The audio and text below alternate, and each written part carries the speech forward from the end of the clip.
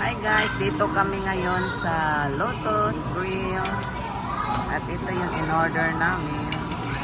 Ang dami pala nung meat guys, oh. Ayan, nilagay muna namin yung corn kasi medyo matagal yan maluto. And then meron, no, all of it.